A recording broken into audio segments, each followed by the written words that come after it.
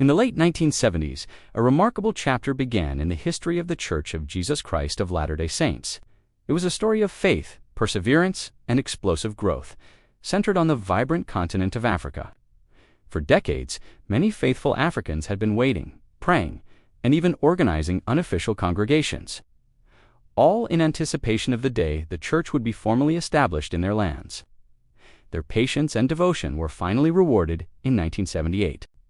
That year, a pivotal revelation was received by the church's leadership, extending the priesthood to all worthy male members, regardless of race. This announcement was like opening a floodgate. It unleashed a wave of missionary work and conversions across Africa that has few parallels in modern religious history.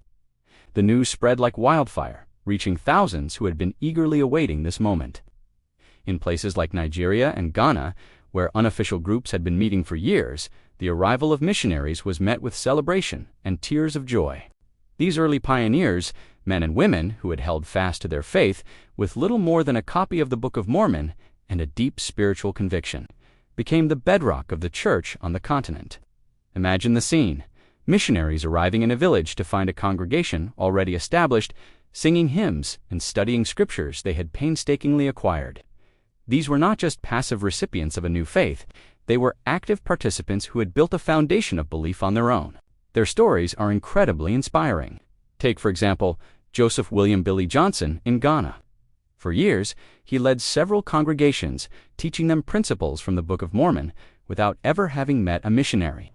When the first official representatives of the church arrived, he and his followers were ready, their hearts and minds prepared for the message they had longed to hear. This grassroots enthusiasm was a powerful catalyst for growth. The first stakes, which are similar to dioceses, were organized in Africa in the 1980s. These were not just administrative milestones, they were symbols of the church's permanence and the strength of the local leadership. The growth was so rapid that it was often a challenge just to keep up. Meeting houses had to be built, materials had to be translated, and local leaders had to be trained. But the momentum was unstoppable. From a few hundred members in 1978, the church in Africa has grown to over 1 million members today. That's a staggering increase. This growth is not concentrated in just one or two countries either. It's a continent-wide phenomenon. From the bustling cities of Lagos, Nigeria, to the quiet communities in the Democratic Republic of Congo, the church is flourishing. In fact, countries like Nigeria, Ghana, the DRC, and Ivory Coast now have tens of thousands, and in some cases, hundreds of thousands of members. What's driving this incredible expansion? Several factors come into play. Many Africans are deeply religious and have a strong belief in God and the Bible. The church's message of restored truth, modern prophets, and eternal families resonates powerfully with these existing beliefs. The emphasis on strong families and community is particularly appealing in many African cultures, which place a high value on kinship and mutual support.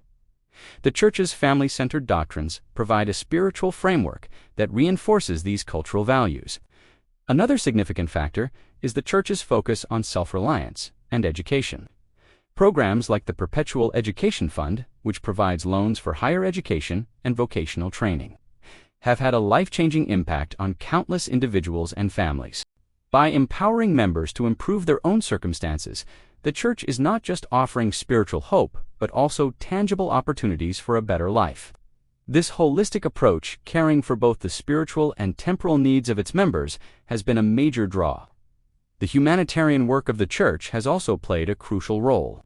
Through initiatives focused on clean water, vision care, neonatal resuscitation training, and wheelchair distribution, the church has built a reputation as a force for good. These efforts, often carried out in partnership with local organizations, have helped to alleviate suffering and build goodwill, opening doors and hearts to the missionary work that follows. When people see the church actively living the principles it teaches, caring for the poor and needy, it makes the message all the more compelling. Of course, the growth hasn't been without its challenges. Logistical hurdles, political instability in some regions, and the sheer pace of expansion have all tested the church and its members. Translating scriptures and materials into the hundreds of languages spoken across the continent is a monumental task. Building enough meeting houses to accommodate the rapidly growing congregations is a constant race against time, and training a new generation of local leaders to guide the church is an ongoing priority. But these challenges have been met with a remarkable spirit of resilience and faith. The members themselves are the true engine of this growth. Their passion for sharing the gospel with their friends, family, and neighbors is infectious. In Africa, it's common to see members taking the lead in missionary work, their personal testimonies being the most powerful tool for conversion. They are not just followers. They are builders, pioneers in their own right, shaping the future of the church on the continent.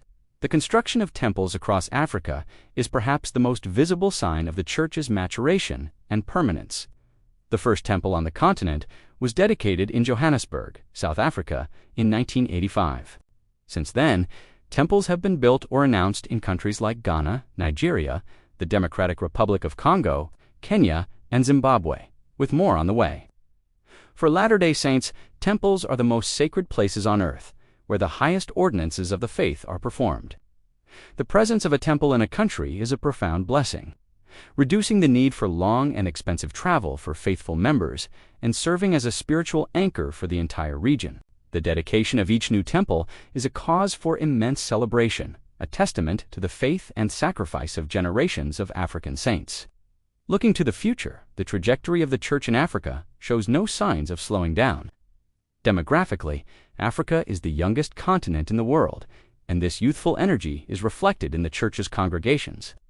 The pews are filled with young people, children, and young families, all eager to learn and serve. This demographic vitality suggests that the growth we've seen in the past 4 decades is just the beginning. Many observers believe that Africa is poised to become a new center of gravity for the church, much like Latin America did in the latter half of the 20th century. The story is deeply personal for the members. For them, it's about finding a spiritual home, a community of belonging, and a path to a closer relationship with God. It's about the hope and peace that the gospel of Jesus Christ brings into their lives. You hear stories of lives transformed, of addiction overcome, families strengthened, and purpose found. This personal spiritual transformation is the real miracle behind the statistics.